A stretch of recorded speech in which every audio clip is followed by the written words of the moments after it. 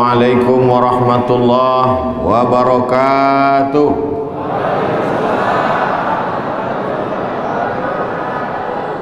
Alhamdulillah wassalatu wassalamu ala Rasulillah Sayyidina wa maulana Muhammad ibni Abdillah wa ala alihi wa sahbihi wa man tabi'ahu wa mawalah. Subhanaka la ilma lana illa ma 'allamtana innaka antal alimul hakim.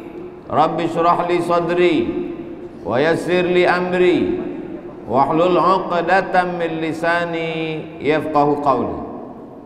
Nanti kalau ada orang yang mengatakan bahwa di masa sulit ini tidak bisa pengajian, maka dia perlu datang studi banding ke Masjid Al-Amin Tobelo supaya dia melihat bagaimana caranya mengatur shop, protokol kesehatan, pakai masker, jaga jarak, bisa sholat dan bisa pengajian. Kira-kira yang saya sampaikan ini betul atau basa-basi? Betul. Jadi kalau ada orang mengatakan bagaimana kami mau ke masjid, bagaimana cara mengatur shop, bagaimana supaya tetap bisa berzikir, bersalawat, beribadah, kami sudah stres, imun kami lemah, ramai-ramailah kalian datang ke Masjid Al-Amin. Al-Amin diambil dari kata amanah. Orang yang bisa mengemban amanah maka dia Al-Amin. Nama bukan sembarang nama. Masjid ini diberi nama Masjid Al-Amin, menunjukkan bahwa ini adalah doa. Semoga kita semua yang hadir, yang di dalam, yang di luar, yang menonton, dijadikan orang-orang yang amanah insyaallah. Yang paling besar amanahnya di antara kita ini semua adalah Bapak Wakil Bupati Halmahera Utara. Tapi beliau terus, tadi sore ke rumah beliau katakan, ini sudah 2 tahun saya dapat amanah untuk mengundang Ustadz Abdul Somad. Saya bilang bukan salah saya, karena saya ngikut yang membawa. Yang membawa saya kemari Habib Rifki Al-Hamid. Habib Rifki dari Ambon, di tengah kesibukannya masih sempat membawa saya kemari. Besok kami ke Ternate, dilanjutkan terus perjalanan akan kembali ke Jakarta, ke Pekanbaru Riau. Maka insya Allah semua yang kita lakukan ini bernilai amal soleh di hadapan Allah Subhanahu wa ta'ala. Bapak-bapak dari kepolisian, dari TNI, dari Satgas, dari Satpol PP, semua yang berkontribusi, maka setiap tetesan peluh keringat mereka, kesulitan mereka hingga terwujudnya acara ini, walaupun gambar mereka tidak ada di baleho, tak ada gambar baleho Pak Polisi, Pak Tentara, TNI, Pak Satpol PP, Pak Satgas, tak tercatat nama mereka dalam tulisan manusia, tapi insya Allah dalam catatan malaikat mereka akan mendapatkan balasan pahala sudah melaksanakan pengajian. Berapa banyak ibu-ibu, bapak-bapak bisa ikut mendapatkan rahmat, turunnya barokah, turunnya rahmat, turunnya sayap-sayap malaikat. Begitu kata Nabi sallallahu alaihi wasallam, majtama'a qaumun fi baitin min buyutillah, sekelompok orang berkumpul di rumah Allah, yatsluna kitab Allah, yang dibahasnya, dikajinya tidak ada lain, yang dia bahas hanyalah kitab Allah, hadis Rasulullah, fatwa para ulama. Nazalat alaihimus sakinah, turun ketenangan ke dalam hatinya. Makanya nanti kalau ada yang tertidur, biarkan aja, berarti dia sedang tenang. Wasyiat bihimur rahmah, mereka diliputi rahmat. Hafat bihimul malaikah, mereka dikelilingi oleh para malaikat. Walaupun nampaknya dikelilingi oleh Satpol PP, tapi sesungguhnya pada batinnya dikelilingi oleh para malaikat. Wa dzakarahumullahu fiman indah, dibanggakan Allah kepada para malaikat. Hai malaikat, dulu waktu aku mau menciptakan mereka, kalian komplain, kalian tak setuju. Ataj'alu fiha man yufsidu fiha wa yasfikud dima. Untuk apa ciptakan manusia ini ya Allah? Mereka hanya akan berkelahi, mereka hanya akan bertengkar, mereka hanya akan berperang. Tapi hari ini mereka bisa duduk dalam keadaan hati tenang, berzikir, berselawat, bertahmid, sholat berjamaah. Insya Allah setiap langkah kaki, tetesan darah, hembusan nafas, denyut jantung, semuanya insya Allah bernilai zikir la ilaha illallah. Kalimatu haqqin, dengan itu kita hidup. Alaiha nahya wa alaiha namutu, dengan itu kita mati. Wa biha nub'atsu, dengan itu juga nanti kita akan dibangkitkan di hadapan Allah Subhanahu wa taala. Al-Amin, amanah. Kalau yang memberi gelar Al-Amin itu Allah, biasa. Kalau yang memberi gelar Al-Amin itu malaikat Jibril, biasa.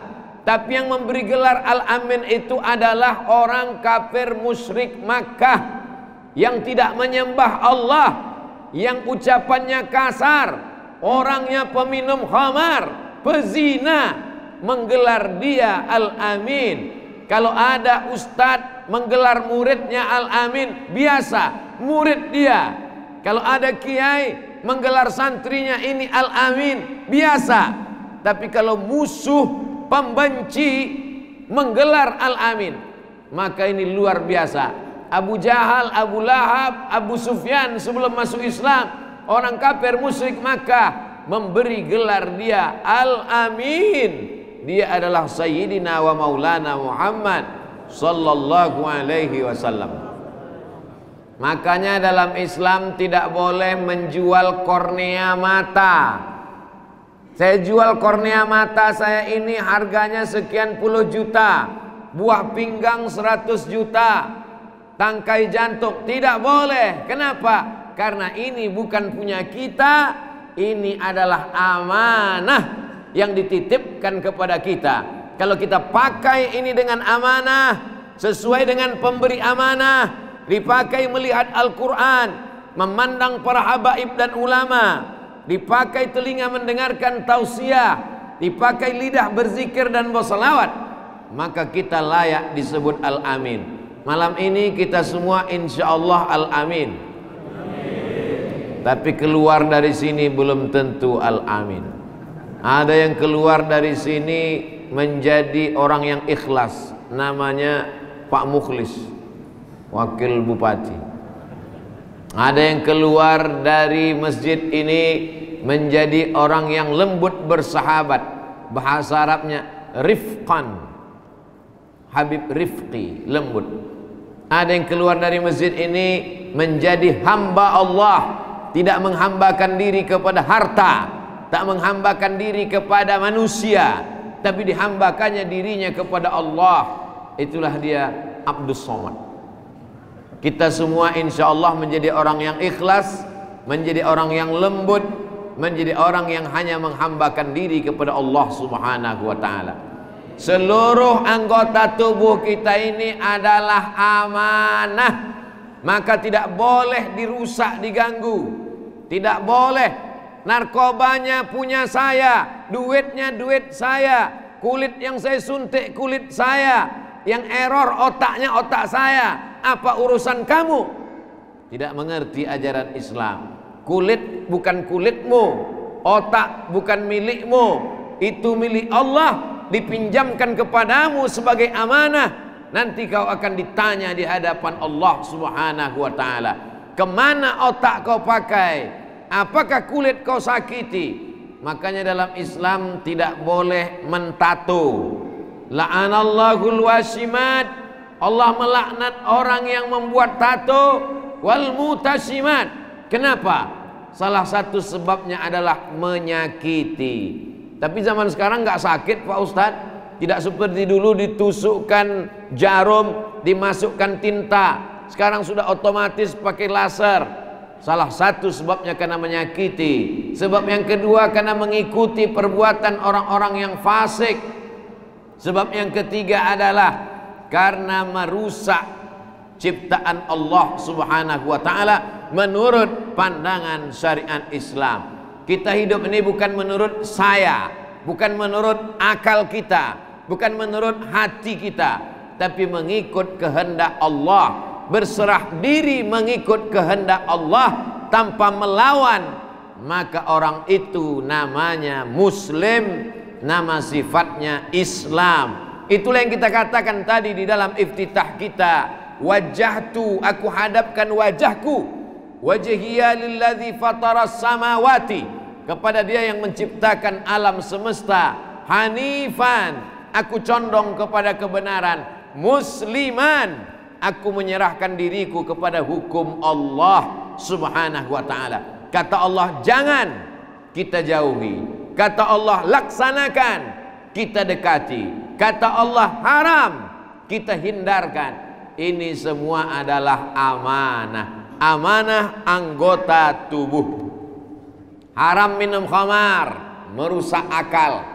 Namanya khamar, asalnya cairan anggur, anggur busuk, anggur berulat, anggur berjamur, dimasukkan ke dalam tong, diinjak beramai-ramai, disaring, dimasukkan ke botol, fermentasi berbuih, diminum. Minuman ini namanya khamar, menghilangkan akal. Orang kalau minum khamar dia mabuk, hilang ingatan, hilang kekuasaan, hilang kemampuan untuk melihat mana baik, mana buruk, mana kawan, mana lawan. Tak bisa dia membedakan mana bini dia, mana bini orang. Rata saja dunia ini sama aja. Maka dalam Islam merusak akal berarti tidak amanah, karena akal adalah titipan Allah Subhanahu wa taala. Ini perlu diluruskan. Ada sebagian orang menganggap akal-akal saya, rumah-rumah saya, duit-duit saya, minuman punya saya, apa salahnya? Secara hukum saya tidak melanggar. Hukum Allah Subhanahu wa taala kau langgar, karena kau sudah menyia-nyiakan amanah.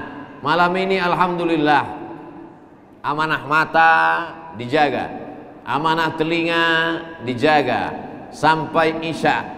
Masuk waktu Isya jam 7.38 kita sholat, azan berkumandang, masuk Isya, stop sebentar Ustadz Somad. Setelah itu nanti saya akan diberikan pertanyaan-pertanyaan untuk menjawab kerinduan masyarakat Halmahera Utara. Nanti setelah menjawab pertanyaan, lalu kemudian qomat, Bapak Ibu semuanya sholat. Ketika Bapak Ibu sholat, disitulah saya pulang. Loh, Ustaz nggak sholat? Saya sudah jamak takdim tadi. Ini untuk menghilangkan kecurigaan, supaya nanti kalau ada yang bertanya, mana Ustaz Somad tadi? Sudah pulang. Kenapa dia tidak sholat Isya? Karena kalau sudah profesor boleh nggak sholat. Tidak betul. Itu fitnah. Bahwa ini semua adalah amanah yang diberikan Allah Subhanahu wa taala. Allahumma matti'na bi asma'ina, jadikan telinga ini menjadi amanah yang dapat kami tunaikan hanya mendengarkan zikir, salawat, khutbah, tausiah, ceramah. Wa absarina, jadikan kami orang yang dapat menjaga amanah mata. Alhamdulillah di Masjid Al-Amin Tobelo amanah mata terjaga. Perempuan diletakkan jauh-jauh di belakang. Coba kalau diletakkannya di depan, tentu Ustadz itu lebih banyak melihat perempuan daripada laki-laki. Masuk ke kamera, diupload ke YouTube, di komen di bawah, kok Ustadznya lebih sering lihat ke kanan dari ke kiri? Ribut di sosial media. Maka menjaga supaya kita tidak berkhianat, dijaga. Perempuan dibuat jauh ke belakang. Bapak-bapak tidak bisa melihat perempuan. Kenapa? Perempuan di depan, perempuan di belakang, laki-laki di depan. Tidak mungkin dia menoleh melihat memandang ke belakang. Tiba-tiba ada seorang laki-laki, sebentar-bentar dia lihat sebelah, sebentar-sebentar dia lihat. Ditanya kawan, kenapa kau lihat? Kenapa kau lihat perempuan di sana? Aku melihat istriku, bukan orang lain. Tidak salah, karena istri juga adalah amanah yang dititipkan Allah Subhanahu wa ta'ala. Kullukum ra'in, setiap laki-laki baligh, berakal, dititipkan amanah. Adakah orang yang tidak dititipkan amanah? Ada. Orang gila. Orang gila tak ada amanah. Jadi kalau siapa yang merasa berat kalilah hidupku ini sekarang Pak Ustadz, jangan mau jadi orang gila. Ada lagi yang tidak diberikan amanah. Ada anak yang belum ada akalnya, anak kecil. Maka 3 orang ini tidak dituntut di akhirat tentang amanah. Anin naim hatta yastayqiz, orang tidur sampai bangun tidur. Anis sabi hatta yahtalim, anak kecil sampai akil balik. Anil naim hatta yafiq, anin naim hatta yastayqiz, orang tidur sampai bangun. Anis sabi hatta yahtalim, anak kecil sampai akil balik. Anil naim halil majnun hatta yafiq, orang gila sampai sembuh dari gilanya. Anak kecil, orang tidur, orang gila, tak ada amanah karena akalnya tak sempurna. Siapa yang wajib sholat? Baligh, berakal. Siapa yang wajib puasa? Baligh, berakal. Siapa yang wajib haji? Baligh, berakal, mampu dan aman. Begitu hebatnya Islam menjaga akal. Maka amanah akal nih mesti kita jaga sampai hari ini. Alhamdulillah, anak-anak, istri, kerabat, sahabat, tetangga saling menjaga akal. Jangan sampai akal kita ini dirusak oleh yang merusak akal. Dulu yang merusak akal cuman khamar saja. Sekarang datang khamar, datang sabu-sabu, datang opium, datang narkoba, datang macam-macam namanya. Dulu hanya barang-barang yang tumbuh dari tanaman. Tanaman ganja, ada lagi namanya tanaman kecubung. Kalau dimakan buahnya begoyang semua dunia ini. Pernah Ustadz? Enggak, kata orang yang pernah. Tapi dalam Islam, apapun yang menghilangkan ingatan, yang merusak akal pikiran, induk dari segala dosa adalah yang merusak akal. Tiba-tiba di zaman Bani Israel dulu ada 3 dosa yang dipilihkan kepada dia. Ditangkap, ketika ditangkap dipaksa melakukan perbuatan dosa. Yang pertama, bunuh anak kecil ini. Yang kedua, berzina dengan perempuan ini. Yang ketiga, minum khamar ini. Lama dia berpikir, membunuh hukumannya adalah hukuman mati. An-nafsu bin nafsi, siapa yang membunuh nyawanya mesti melayang. Dosa besar. Berzina, dosa besar. La taqrabuz zina, jangan dekati zina. Siapa yang berzina dilempar batu sampai mati kalau sudah menikah. Kalau belum menikah dicambuk 100 kali. Maka dia sangka membunuh dosa besar, berzina dosa besar. Dia pikir-pikir, kalau begitu yang paling ringan adalah minum khamar. Minum, setelah itu tobat, setelah itu selesai masalah. Dia pikir ini yang paling ringan, lalu kemudian dia pun meminum khamar. Setelah dia minum khamar, apa yang terjadi?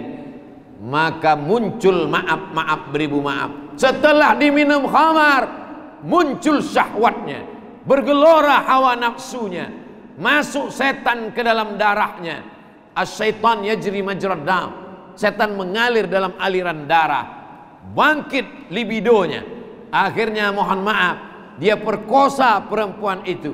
Lalu dia lihat ada anak yang menyaksikannya. Ini mesti dibunuh, karena kalau tidak nanti ceritanya akan pergi kemana-mana. Dibunuhnya anak itu. Akhirnya 3 dosa dilaksanakan hanya karena khamar. Itulah mengapa ancaman Allah untuk khamar itu 3. Innamal khamru khamar, wal maisir judi, wal ansab menyembelih binatang untuk berhala, wal azlam mengundi nasib. Azabnya 3. Rijsun, najis, min amali syaitan, perbuatan setan. Fajtanibu, jauhi. Insya Allah kalau kamu jauhi, turun rahmat Allah subhanahu wa ta'ala. Orang Arab musyrik jahiliyah dulu tidak bisa menghilangkan khamar, tidak bisa meninggalkan khamar. Makanya ayat dalam Al-Quran tidak langsung khamar itu haram. Yas'alunaka 'anil khamri wal maisir.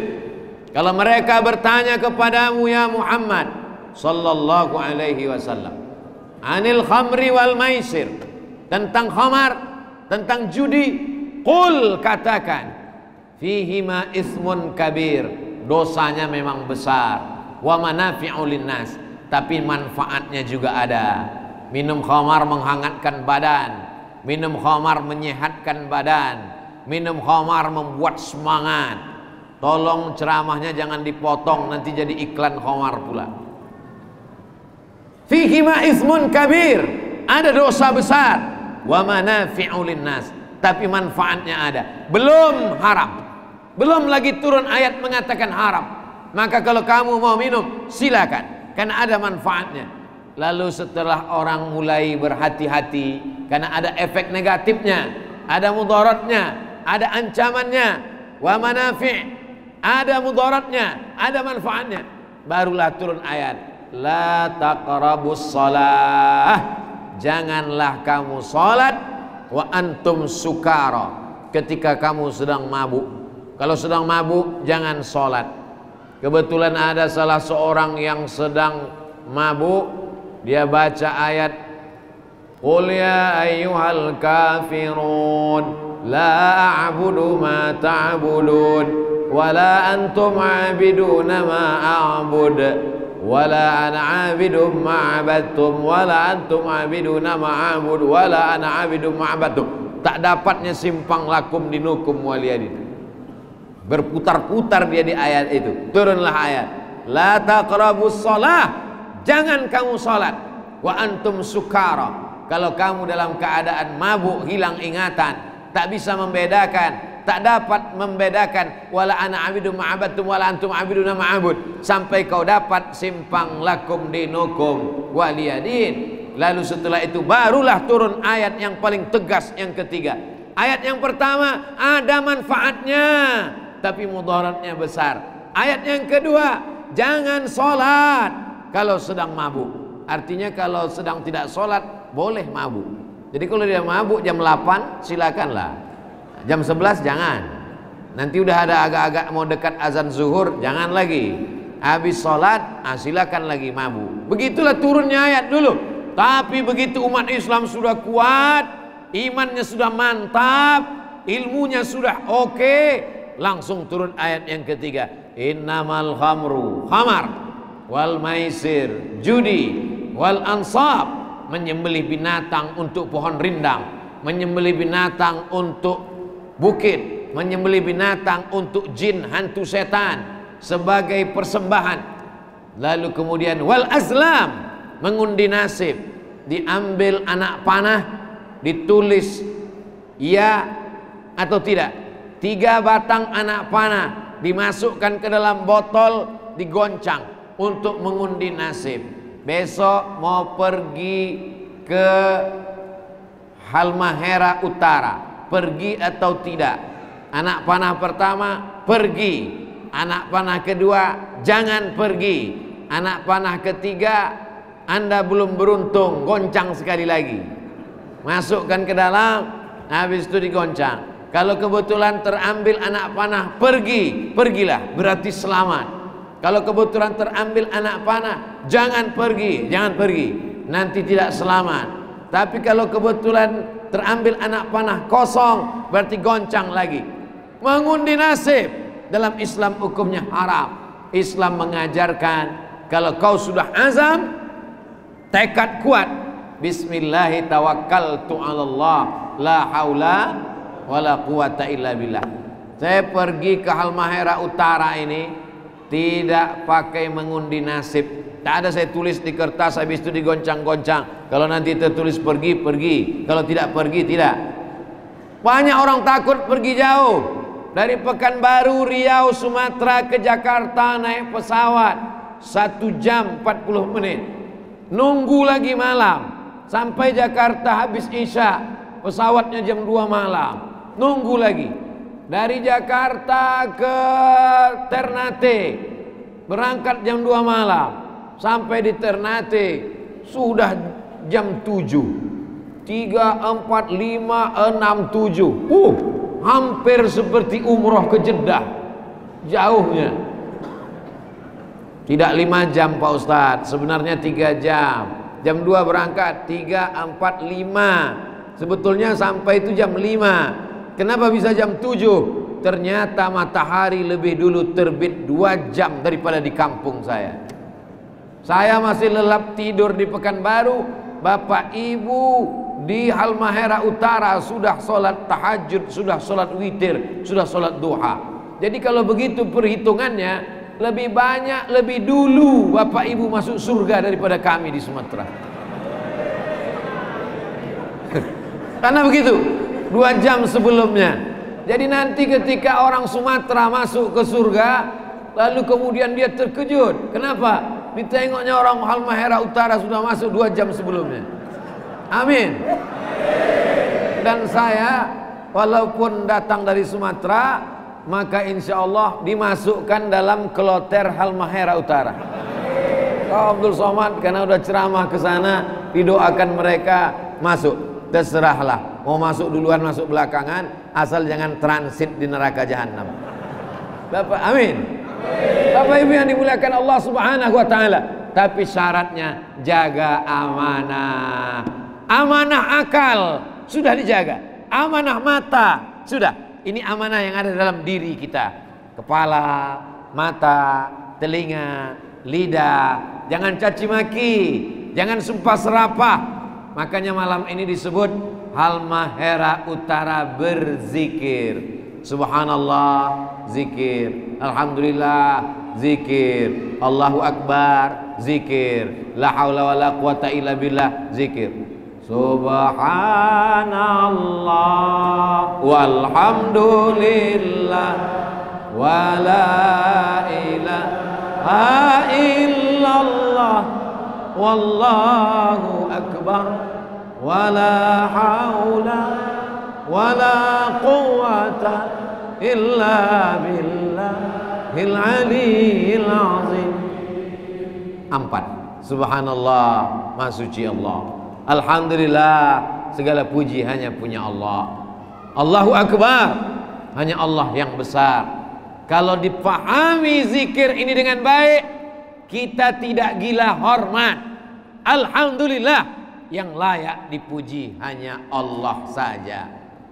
Ini orang semakin tinggi sekolahnya, semakin lama jadi ustadz, semakin banyak jamaahnya, dia nanti bisa gila hormat. Minta buatkan baleho gambar paling besar, minta buatkan baleho dibuatkan titel paling panjang 1 meter.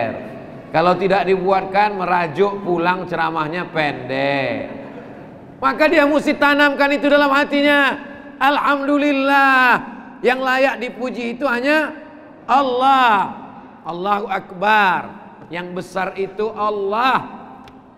Yang besar itu Allah. Manusia ini kalau terlalu lama merasa dirinya besar, masuk ke dalam masjid, menyambut baleho Abdul Somad besar, sampai ke dalam masjid, dikasih kursi, dikasih meja, dikasih minuman 2 botol, dikasih cuci tangan hand sanitizer, dikasih tisu, mikrofon. Pak Wakil Bupati malah duduk di bawah, Habib duduk di bawah. Lama-lama merasa besar, maka sering tanamkan dalam hatimu Allahu Akbar, Allah yang besar, engkau kecil, tidak ada apa-apanya. Apalagi kalau sampai ke apa nama kota kita? Tobelo. Di Tobelo ini orangnya Masya Allah tabarakallah. Petang tadi ke rumah Pak Wakil Bupati, banyak ibu-ibu, lalu ditanya sama Ustadz Endri, gimana kesan ibu-ibu melihat Ustadz Somad? Beda dengan di YouTube, beda sekali kata mereka. Apa bedanya? Jauh lebih muda kata dia. Kira-kira umur Ustadz Somad ini berapa ya Bu? Tanya satu orang. Berapa Bu? seperti bayi baru lahir gitu. Itu menghanyutkan ibu-ibu. Silap-silap kita merasa diri kita dicintai, disukai, merasa diri terbang melayang. Maka sering-sering kita katakan ini semua adalah ujian. Keempat kita katakan la haula wala quwata illa billah. Itu makanya kita malam ini Halmahera Utara berzikir. Ingat, eleng kata orang Jawa. Jangan lalai, jangan lupa. Karena ketika kita lupa, setan akan datang membisikkan, hai Abdul Somad, kaulah yang besar, kaulah yang hebat, kaulah yang dicintai orang, kaulah yang disukai, kaulah yang followernya 5,9 juta di Instagram, kaulah yang, saya mau ngasih tahu supaya di follow. Maka mesti tanamkan dalam hati, subhanallah, walhamdulillah, wala ilaha illallah, wallahu akbar. Kita berguru kepada Habib, kita berguru kepada ulama, tapi guru kita yang paling utama, guru dari kita semua adalah Sayyidina Muhammad sallallahu alaihi. Kalau Habib Rifki, walaupun jarak beliau dengan Nabi 1400 tahun, 14 abad, tapi setetes dua tetes darahnya kalau di ronsen masih ada darah Nabi Muhammad sallallahu alaihi wasallam. Karena dia Habib, keturunan Nabi. Memang Ustaz Somad tidak keturunan Nabi, saya keturunan Nabi Adam. Jauh ke atas. Beliau keturunan Nabi Muhammad sallallahu alaihi wasallam. Dekat dia ke Nabi. Habib diambil dari kata hub. Hub artinya cinta. Kenapa disebut Habib? Karena kita cinta pada kakeknya, cinta kepada datuknya, cinta juga kepada anak cucunya. Itulah maka kita cium tangannya, itulah maka kita ikuti majelisnya. Dan masyarakat timur dimuliakan dengan para habaib-habaib. Dimuliakan. Kenapa mereka? Padahal kalau menurut peta, saya sudah lihat peta, dari Makkah itu ke India, dari India itu pulau pertama dari Makkah adalah Pulau Sumatera. Kenapa Habib-Habib ini melanjutkan perjalanannya sampai ke Halmahera? Saya aja naik pesawat bangun nggak sampai-sampai, tidur lagi bangun nggak sampai-sampai. Kenapa para habaib keturunan Nabi ini sampai ke timur Indonesia? Itu menunjukkan bahwa mereka cinta kepada timur Indonesia. Emang alamnya luar biasa. Begitu tadi saya dibawa dari Ternate, naik ke atas helikopter, melihat gunung, awan di bawah, gunung di atas, cantik lautan, Masya Allah. Saya cuma mau ngasih tahu bahwa saya tadi naik helikopter itu. Itu yang mau diceritakan. Ya, supaya jamaah paham inti ceritanya. Mana tahu fotonya tak sampai, bertanya-tanya, Ustaz tuh naik apa tadi ya? Itu dapat diceritakan.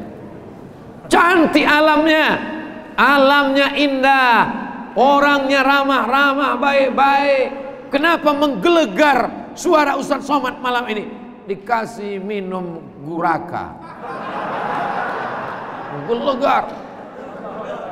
Di atas kopi hitam seperti kopi, rupanya air jahe, ada pula putih-putih mengapung. Saya enggak tanya, masa profesor nanya kan? Saya tanya. Tapi dalam hati saya bertanya-tanya, apa lah ini? Rupanya Habib Rifki tahu dia, bahwa dalam hati saya bertanya, baru dibisikkannya ke saya, itu adalah kacang kenari, kata dia. Baru saya tahu, baru saya ambil foto, nanti saya kalau ditanya orang udah tahu saya ceritanya. Wah, ini ada pula pisang di tempat saya banyak, pisang Ambon, pisang Kepok, pisang banyak, tapi ini lain, ini pisang mulut bebek. Luar biasa, luar biasa, Masya Allah. Alamnya cantik, orangnya baik, masjidnya besar. Lebih dulu bangun untuk tahajud, lebih dulu bangun untuk sholat subuh. maka tidak ada alasan orang Halmahera Utara untuk masuk ke dalam neraka jahanam. Ditanya sama malaikat Malik, kau dari mana? Aku dari sana. Saya tak sebut nama, nanti saya dibulinya pula di internet. Kau dari mana? Dari Halmahera Utara. Kok bisa kau masuk neraka? Habaib di sana banyak, majelis ilmu banyak, alamnya indah, orang-orangnya baik, ulama sampai ke sana. Tidak ada alasan. La hujjata bainana wa bainakum.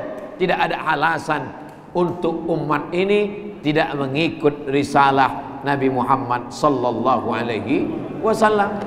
Rindu sama Ustadz Somad, tinggal buka YouTube, tinggal tulis di atas Abdul Somad, enter. Malas ngetik UAS, enter. Dapat 3 huruf aja tulis di situ, dapat. Ibu-ibu, bapak-bapak yang malas ngetik, tulis saja di Google itu UAS, dapat 2 berita. Pertama Abdul Somad, kedua ujian akhir nasional. Kenapa? Ustaz kok tahu? Udah saya coba handphone saya sendiri. UAS, enter. Oh, ujian akhir semester, dapat. Tidak ada alasan untuk tidak ngaji, tidak menunggu orangnya datang. Ini bapak-bapak ibu yang hadir malam ini mereka bukan semuanya mau dengar pengajian. Kami udah sering dengar pengajian Ustaz. Kami cuman mau melihat kira-kira yang asli itu macam mana bentuknya. Itu saja yang mereka. Tiba-tiba begitu mereka jumpa, mereka terpukau, terkesima. Apalah kira-kira yang membuat kami bisa melihat Ustadz beda dengan layar handphone kami? Ada beberapa alasan. Yang pertama, handphonenya sudah lama, sehingga gelap dia, cahayanya kurang. Yang kedua, memang cahaya ini bangkit mungkin tebakan saya. Ada 2 sebab. Yang pertama, karena diberikan kain khusus Halmahera Utara. Jadi nanti kalau nampak di video saya pakai ini, orang sudah tahu bahwa ini ketika berada di Halmahera Utara. Kain apa namanya ini? Biar supaya saya tahu nanti kalau pulang ke Riau, ditanya orang, kain apa tuh Ustadz? Kain ungu. Nanti saya tanya sama Pak. Bapak Ibu yang dimuliakan Allah Subhanahu wa taala, amanah yang di dalam badan sudah, amanah otak kepala jaga, khamar, sabu-sabu, narkoba. Kita jaga anak-anak kita insyaallah. Amin. Amanah mata dijaga dengan melihat Al-Qur'an. Amanah telinga dijaga dengan mendengarkan khutbah tausiah ceramah. Amanah hati dijaga dengan zikir. Zikir itu letaknya di hati, dari hati ke mulut. Hatinya menyebut Allah, Allah, Allah, Allah, Allah, Allah, Allah, Allah, Allah. Lalu keluar dari mulutnya subhanallah walhamdulillah wa la ilaha illallah wallahu akbar. Afdalu zikri fa'la, seabdal zikir la ilaha illallah. Afdalu zikri fa'lam annahu la ilaha illallah hayyum mawjud la ilaha illallah hayyum maqsud la ilaha illallah hayyum baqa. Hayyun, dia maha hidup. Baqa, dia kekal abadi. Setelah itu barulah la ilaha illallah. Bisa 30 kali bagus, bisa 40 kali mantap, bisa 100 kali alhamdulillah, bisa 1000 kali apalagi. Ada tasbih kita. Pergi umroh kemarin beli tasbih, tapi tasbihnya digantungkan di kaca spion.